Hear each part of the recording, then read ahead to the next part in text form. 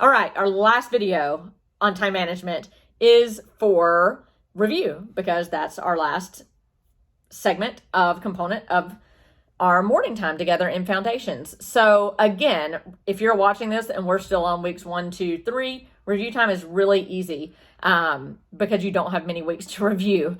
So it's not taking up much time.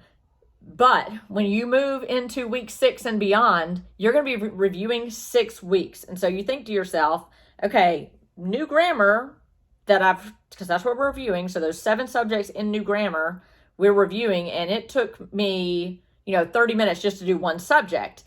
Granted, we did that 7 times. I don't have to do it 7 times in review. So again, if you kind of think about it, it's going to still take up a full 30 minutes because you're reviewing at least 6 weeks. So you're still reviewing 6 times. So you're not repeating the same thing that many times, but you're repeating, the review that many times. So my biggest recommendation on review is, again, to not make it too crazy.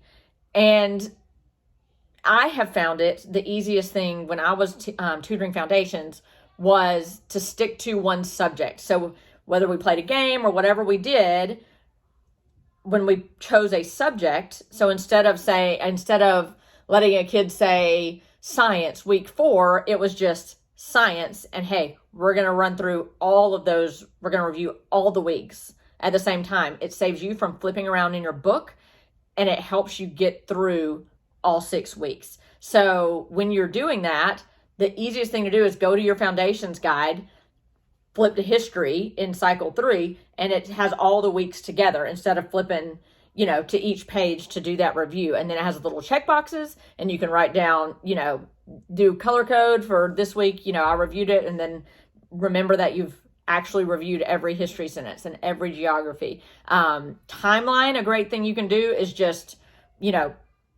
play the timeline song, right? You don't have to necessarily quiz timeline, if that makes sense. You can just play it as we're leaving the classroom, play it as they're coming back from a bathroom break, if they took some review time to do that, play it with musical chairs. Timeline can kind of get squeezed in wherever it fits best for you. And then geography, obviously you have to get out a map or multiple maps. So what I would typically do is get out one map, and if somebody said they knew it, or if you're in older classes and you have a kid it's their turn to answer the question or whatever, you just have the one map. They look on the one map, show you the thing, and then we move along. Because again, like when you're talking about geography, you're talking about at least typically like 30, 35 landmarks or states or capitals to show you. So it's a lot, and it takes a little while to get through that geography. But it's helpful if you just have the map out that one time. We're going to get through all this in, 5-6 minutes probably, and just run through it like that. So that's my biggest tip for review games, is always make it fun, make it exciting, have high energy, but just roll through all the review of one subject at one time.